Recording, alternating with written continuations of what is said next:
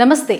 ప్రస్తుతం ప్రపంచాన్ని వాతావరణ సమస్య పీడిస్తోంది. ఇందుకు తెలంగాణ రాష్ట్రం కూడా మినహాయింపు ఏమీ కాదు. అయితే ఈ వాతావరణ సమస్యకు చెక్ పెట్టే దిశగా సీఎం రేవంత్ రెడ్డి నేతృత్వంలోని తెలంగాణ ప్రభుత్వం అడుగులు ముందుకు వేస్తోంది. రాష్ట్రంలో హరిత విప్లవాన్ని రేవంత్ రెడ్డి తీసుకొచ్చారు. పట్టణ ప్రాంతాల్లో సరైన ప్రణాళిక, పునరుత్పాదక శక్తి, కాలుష్య నియంత్రణ, పర్యావరణ పునరుద్ధరణకు సంబంధించి అమలు చేస్తున్న విధానాలు భేషని చెప్పొచ్చు. ఈ విధానాలు అమలు చేయడం వల్ల తెలంగాణలో సుస్థిర భవిష్యత్తుకు బాటలు వేస్తోంది రేవంత్ రెడ్డి సర్కార్. వాతావరణంలో చోటు చేసుకుంటున్న మార్పులను, సమస్యలను ప్రభుత్వం ఎలా అధిగమిస్తుందో వివరంగా చూద్దాం. తెలంగాణలో కొన్ని దశాబ్దాలుగా ఆక్రమణకు లేదా కబ్జాకు గురవుతున్న చెరువులను, ఇతర నీటి వనరులను కాపాడే బాధ్యత రేవంత్ రెడ్డి ప్రభుత్వం తీసుకుంది.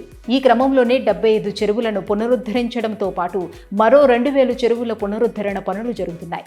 జలకళ సంతరించుకోవలసిన ఈ చెరువులు గత పాలకులు ఉదాసీనతతో వ్యవహరించడంతో కళతప్పాయి. అయితే ప్రస్తుత కాంగ్రెస్ ప్రభుత్వం తీసుకుంటున్న చర్యలతో తిరిగి జీవం పోసుకున్నాయి. రేవంత్ రెడ్డి ప్రభుత్వం తీసుకొచ్చిన ప్రతిష్టాత్మక హైడ్రా ఇటు చెరువులు తిరిగి పూర్వ వైభవాన్ని సంతరించుకోవడమే కాదు, కొన్నేళ్లుగా కనిపించకుండా పోయిన విదేశీ పక్షులు తిరిగి కిలకిల రావాలతో ఈ చెరువుల చుట్టూ ప్రత్యక్షమై జంతు ప్రేమికులను అలరిస్తున్నాయి.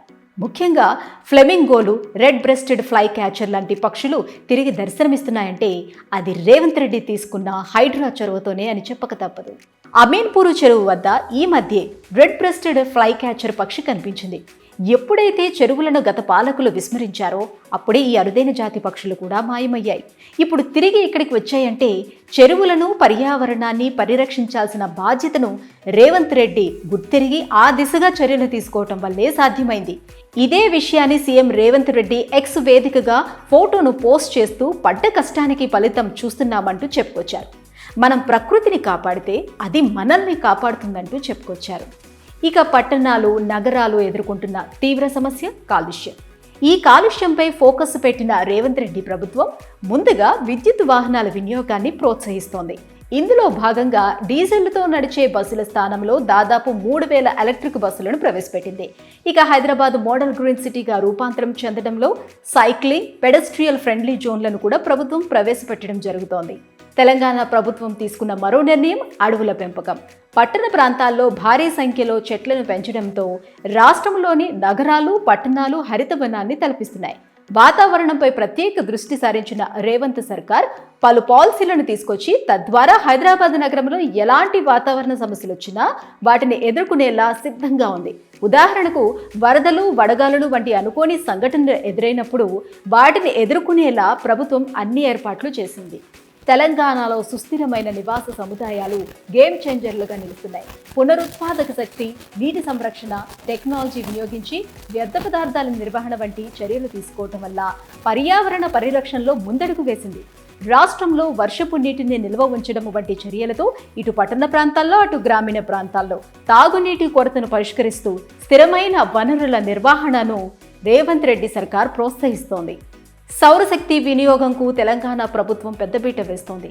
ఎనర్జీ గ్రిడ్లలోకి సోలార్ ప్లాంట్లను అనుసంధానం చేయాలన్న ప్రభుత్వ నిర్ణయం స్వాగతించదగినది. ఈ నిర్ణయంతో కార్బన్ ఉద్గారాలకు చెక్ పెడుతూ దీర్ఘకాలంలో విద్యుత్ కొరత లేకుండా భరోసా కల్పిస్తోంది. వాతావరణంలో చోటు చేసుకుంటున్న మార్పులకు చెక్ పెట్టేందుకు పునరుత్పాదక శక్తి కీలక పాత్ర పోషిస్తుంది. బాపు ఘాట్ వంటి ప్రదేశాలలో ఎకో టూరిజం ప్రాజెక్టుల ద్వారా తెలంగాణ సంస్కృతిని సుస్థిరతతో మిళితం చేస్తోంది. రేవంత్ సర్కార్ పర్యావరణం పట్ల ఎంత బాధ్యతాయుతంగా వ్యవహరిస్తోందో చెప్పేందుకు బాపు ఘాట్ నిదర్శనం. ఇక్కడికి వచ్చే పర్యాటకులకు చరిత్ర, ప్రకృతి రెండూ కలగలిపి చక్కటి అనుభూతిని ఇస్తున్నాయి. వ్యర్థ పదార్థాల నిర్వహణను ఉపయోగకరంగా మార్చడంలో రేవంత్ రెడ్డి ప్రభుత్వం చూపుతున్న చొరవ ప్రశంసించదగినది. వ్యర్థ పదార్థాలను వేరు చేసి రీసైక్లింగ్ చేసే ఏకీకృత వ్యవస్థను ప్రవేశపెట్టడం ద్వారా పట్టణ ప్రాంతాల్లో కాలుష్య స్థాయిని తగ్గించి భవిష్యత్తు తరాలకు చక్కటి పర్యావరణం అందించే బాధ్యతను, భరోసాను ప్రభుత్వం కల్పిస్తోంది. పర్యావరణ సుస్థిరత, ఆర్థిక అభివృద్ధి రెండింటినీ సమతుల్యం చేయడంలో సీఎం రేవంత్ రెడ్డి సక్సెస్ అయ్యారు. హరిత భవిష్యత్తు వైపు తెలంగాణ అడుగులు వేస్తోంది. ఇందుకు రేవంత్ రెడ్డి ఇస్తున్న భరోసా, నిబద్ధతతో కూడిన నాయకత్వం, వాతావరణంపై ఆయనకున్న కమిట్మెంట్ ప్రశంసించాల్సిందే.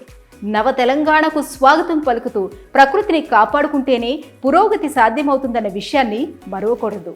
రేవంత్ రెడ్డి ప్రభుత్వం ఈ మంత్రాన్ని పఠిస్తూ ఇతర రాష్ట్రాలకు ఆదర్శంగా నిలుస్తుంది.